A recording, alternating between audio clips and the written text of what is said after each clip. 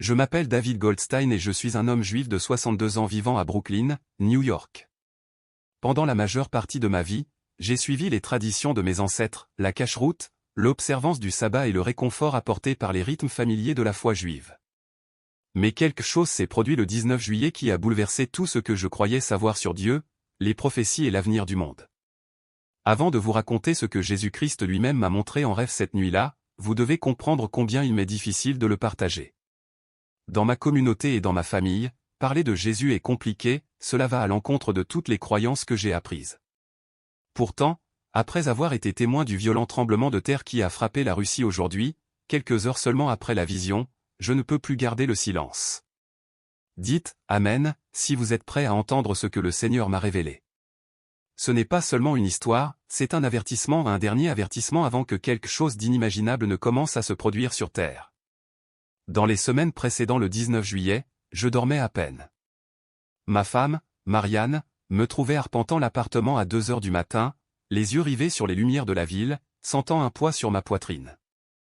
Quelque chose allait arriver. Je le sentais dans mes os et dans l'air qui m'entourait. Le monde semblait différent, comme si je me tenais au bord d'une falaise dans l'obscurité, incertain de la hauteur du précipice. Cette nuit-là, je m'endormis enfin profondément vers 3 heures du matin, mais ce n'était pas le repos paisible dont j'avais tant rêvé. Je me retrouvais debout dans un endroit que je n'avais jamais vu, mais que je reconnaissais pourtant. L'air scintillait d'une lumière dorée, jaillissant de partout et de nulle part à la fois. Mon cœur battait fort, non pas de peur, mais de reconnaissance d'une présence écrasante, infiniment aimante et pourtant infiniment puissante. Puis je l'ai vu, Jésus-Christ, dont les yeux contemplaient les profondeurs de l'éternité. En tant qu'homme juif, je n'étais pas préparé à cette réalité, chaque fibre de mon éducation me disait que c'était impossible. Pourtant, l'amour qui rayonnait de sa présence, la paix qui m'envahissait à cet instant, me semblait plus réel que tout ce que j'avais jamais éprouvé à l'état de veille. Lorsqu'il parlait, sa voix était douce, emplie d'une tristesse si profonde qu'elle me fit monter les larmes aux yeux.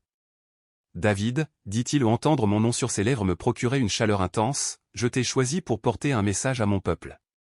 Ce que tu vas voir sera difficile, mais nécessaire. Le temps des avertissements touche à sa fin, et celui des choix a commencé.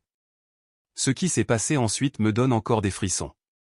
L'espace paisible autour de nous a commencé à se transformer, comme un écran de cinéma prenant vie, mais ce n'était pas un film. C'était une prophétie qui se déroulait sous mes yeux. Des visions d'événements qui allaient bientôt ébranler les fondements même de notre monde.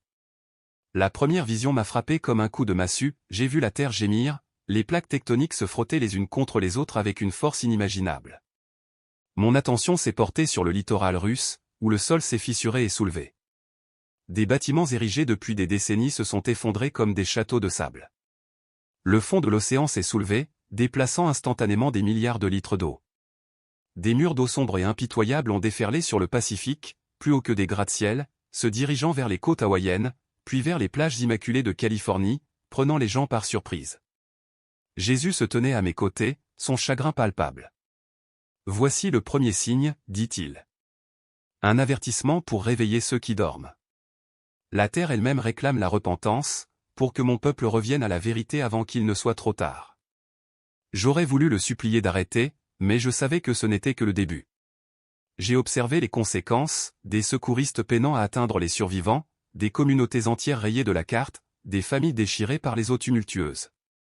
L'onde de choc économique s'est propagée à l'extérieur, les marchés boursiers ont chuté tandis que le monde prenait conscience de l'ampleur de la catastrophe. Pourtant, cette horreur n'était que le premier chapitre. De sa voix douloureuse, Jésus m'a préparé au deuxième signe.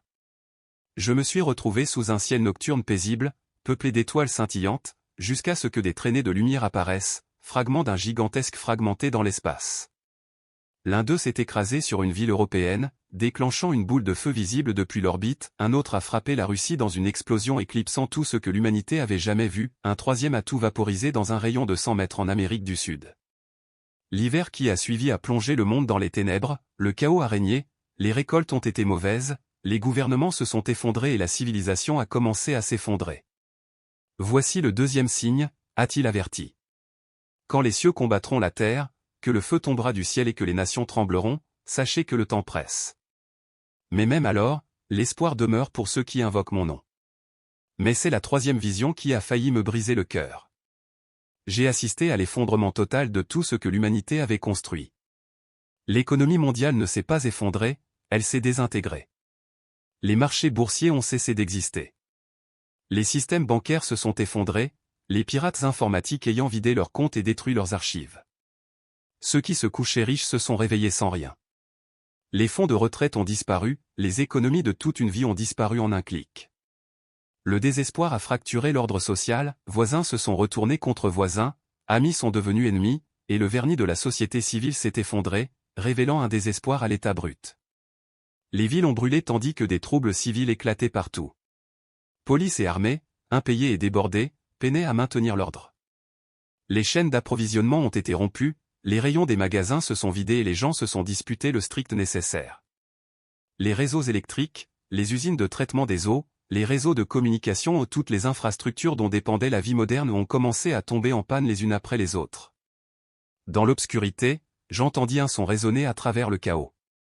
D'abord faible, puis grandissant jusqu'à devenir inimitable, des milliers de trompettes jouant en parfaite harmonie, portant une note d'une telle profondeur et d'une telle finalité que chacun comprenait instinctivement sa signification. Ceci, dit Jésus, sa voix débordant d'autorité suprême, est le signal. Lorsque ces trompettes sonneront avant l'aube, après que le monde aura sombré dans le chaos total et que les hommes auront perdu tout ce en quoi ils avaient confiance, le temps de la tribulation commencera pour de bon. Le dernier chapitre de cette ère s'ouvrira, et ce qui suivra mettra chaque âme sur terre à l'épreuve. Bouleversé, je me suis effondré à genoux devant cette vision, stupéfaite par l'ampleur de la souffrance et de la perte. Comment l'humanité pourrait-elle survivre à une telle dévastation? Comment pourrait-on supporter ce qui allait arriver? Mais Jésus s'est agenouillé à côté de moi, sa main sur mon épaule, me remplissant d'une force que je ne soupçonnais pas. David, dit-il d'une voix douce et emplie d'une compassion infinie. Ces choses ne doivent pas arriver. C'est pourquoi je te les ai révélées. C'est pourquoi je t'ai choisi comme messager. Il est encore temps. Il y a encore de l'espoir. Mais cela exige quelque chose de mon peuple, quelque chose qu'il a oublié dans sa quête de confort et de réussite. Il se leva et me remit debout, son regard scrutant le mien avec une intensité qui mit à nu chaque pensée, chaque doute, chaque instant non exprimé de ma vie. Repentez-vous, David, ordonna-t-il, le vrai repentir, pas les paroles superficielles prononcées dans les synagogues et les bancs d'église confortables, mais celui qui démantèle l'orgueil et reconstruit le cœur. Je sentis le poids de ces paroles s'installer autour de moi comme un lourd manteau. Je repensais à mes propres habitudes, à mes propres pratiques machinales ou une adoration de non seulement, une fois vécue mais jamais ressentie. Quand j'ai murmuré, « Que doivent-ils faire, Seigneur ?» il m'a répondu non pas par des mots, mais par une autre vision. J'ai vu des croyants du monde entier, chrétiens comme juifs, tomber à genoux dans une prière crue et désespérée. Fini les supplications distraites avant des repas précipités ou les bénédictions murmurées sur le chemin du travail, mais des appels au pardon profond. Je les ai vus abandonner leur quête de richesse et d'approbation sociale, éteindre leur télévision et ouvrir leur Bible.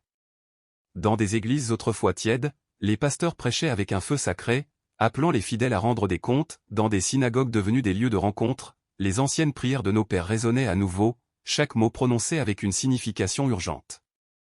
Voici ce que je demande, dit Jésus, une voix à la fois avertissement et espoir, des cœurs qui battent pour moi seul, des vies entièrement soumises à ma volonté. Quand mon peuple se détournera des dieux de l'argent, de la gloire, du plaisir et de la sécurité, quand il s'humiliera et cherchera ma face de toutes ses forces, alors ses jugements pourront être évités. Pourtant, alors même que j'assistais à cette glorieuse vague de renouveau, j'ai vu une autre voie se dessiner, des églises s'accrochant à la grâce facile et à la prospérité, où la vraie repentance tombait dans l'oreille d'un sourd. Des croyants si à l'aise dans leur foi de classe moyenne que l'idée même de sacrifice était impensable, des pasteurs plus désireux d'accroître l'assistance que d'affronter le péché, des cultes plus divertissants que de rencontres. Le temps presse, David, dit Jésus, l'urgence perçant ses paroles. Le tremblement de terre d'aujourd'hui n'est qu'une secousse pour réveiller ceux qui dorment. Si mon peuple ne réagit pas, s'il ne se détourne pas de sa foi tiède, le second signe suivra sûrement. Le décor changea et je me retrouvai au sommet d'une colline étoilée surplombant une ville que je ne reconnaissais pas. Le ciel, d'une clarté incroyable, semblait retenir son souffle, et puis je le vis, des traînées de feu fendaient les cieux. Des fragments de destruction cosmique se précipitaient vers la terre. La silhouette de Londres disparut dans un nuage en forme de champignon, les dômes historiques de Moscou furent vaporisés en quelques secondes, l'Amazonie s'embrasa et fit rage pendant des mois. des tremblements de terre se propagèrent à travers les continents, des volcans endormis entrèrent en éruption et la terre chancela comme un ivrogne sous le jugement divin.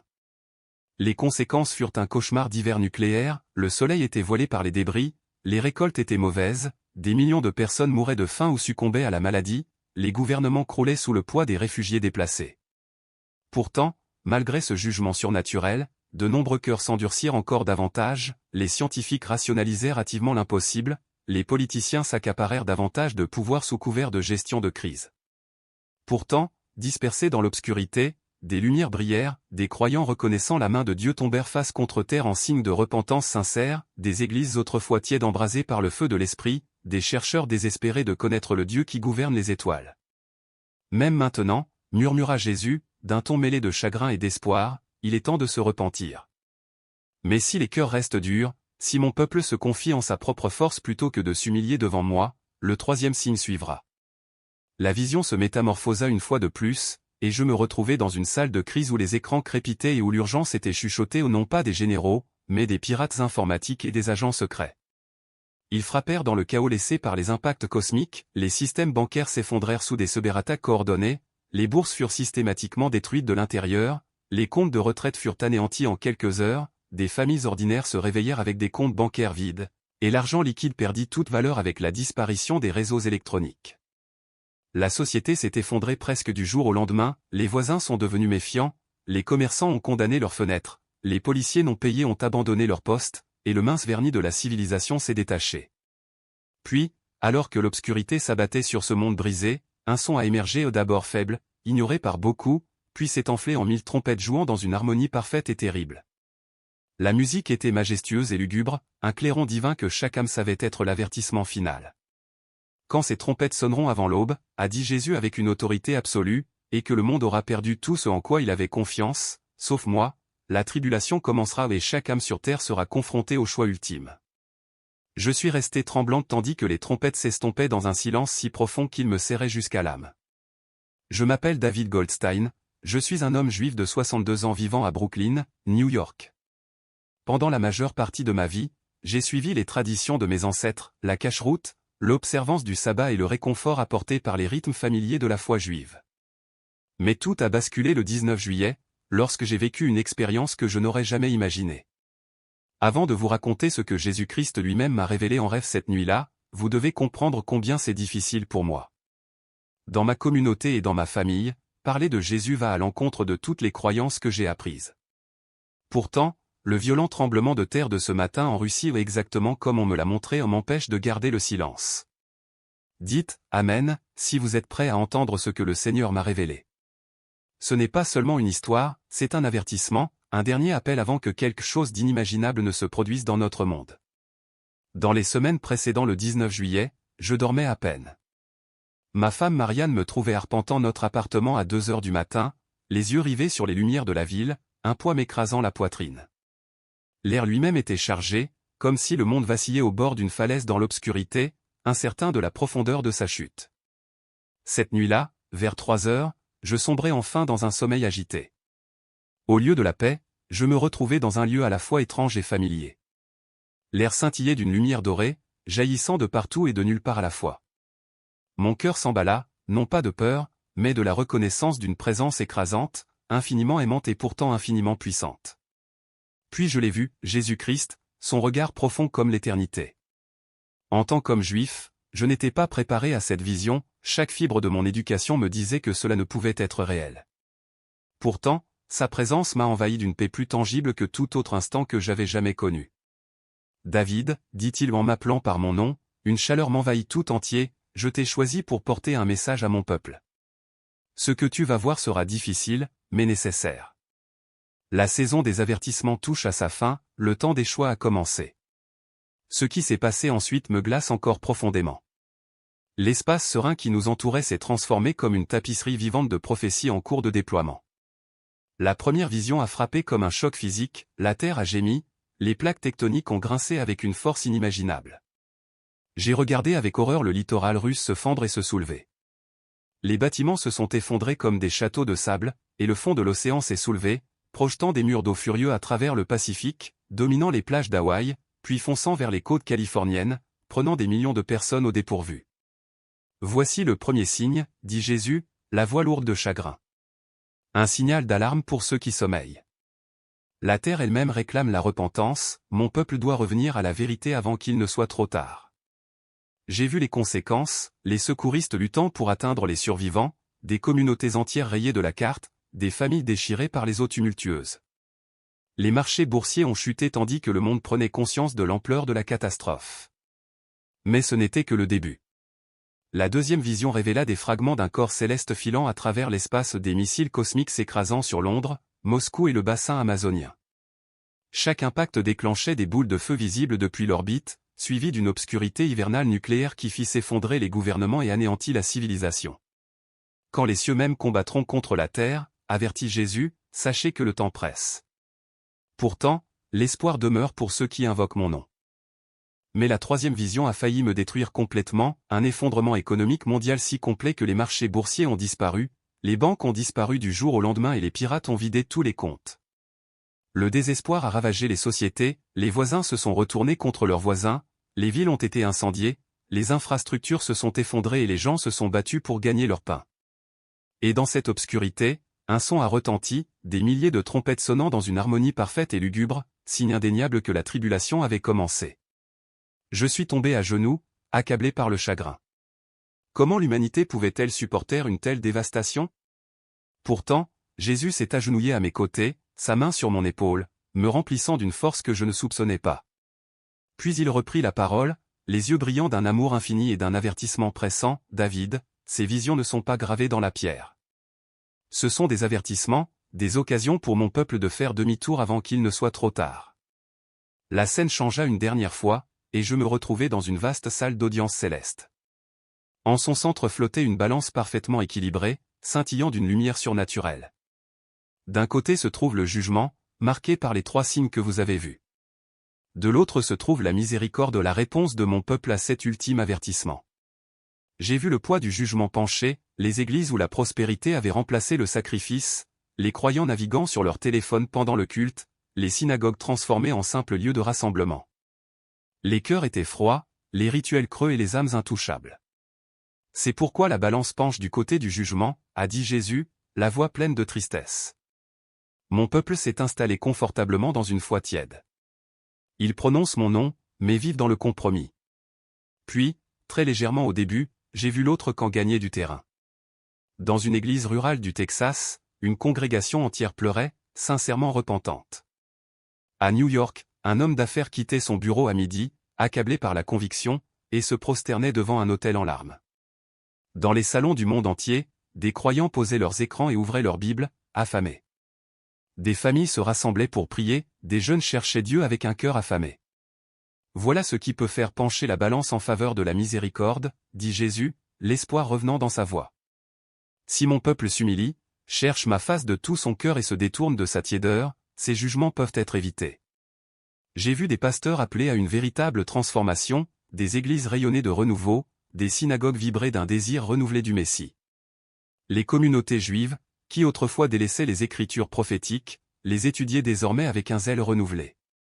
Jésus a posé sa main sur mon épaule, c'est pourquoi je t'ai choisi, toi, homme juif, pour porter ce message. Ton peuple a attendu le Messie pendant des millénaires, il doit maintenant voir qu'il se tient devant lui. J'aurais voulu murmurer, Seigneur, comment puis-je leur dire? Comment, moi, un juif, puis-je proclamer Jésus comme Messie alors que je risque de tout perdre? Son regard était empli de compassion, mais brûlant d'urgence. David, penses-tu que le prix de l'obéissance soit plus élevé que celui du silence? Si tu restes silencieux, combien d'âmes seront perdues, prises au dépourvu, lorsque le jugement tombera? La salle d'audience céleste s'estompa et je me retrouvai dans ma chambre de Brooklyn, le cœur battant comme si j'étais mort et revenu. La lumière vive du matin filtrait à travers les rideaux, et le poids des visions pesait encore sur moi. Je compris que ce n'était pas un rêve, mais un ordre divin. Alors je m'adresse à vous maintenant, chrétiens, réveillez-vous de vos églises confortables qui prônent la facilité plutôt que le sacrifice, revenez à la repentance, à la prière, à la croix. Pasteurs, cessez de produire du divertissement, criez l'appel à une véritable transformation jusqu'à ce que les voix se brisent. Et à tous ceux qui respirent encore, n'attendez pas. Aujourd'hui est le jour pour dire, me voici, Seigneur. Change mon cœur. Si vous avez lu jusqu'ici, ce n'est pas un hasard. Votre cœur vibre pour une raison. Indiquez dans les commentaires où vous lisez ce message, et si vous sentez que Dieu vous appelle, répondez « Me voici, Seigneur ». Ensuite, envoyez ce message à 3 amis, 3 âmes qui ont besoin de se réveiller maintenant. Le temps presse. J'ai parlé. À votre tour maintenant.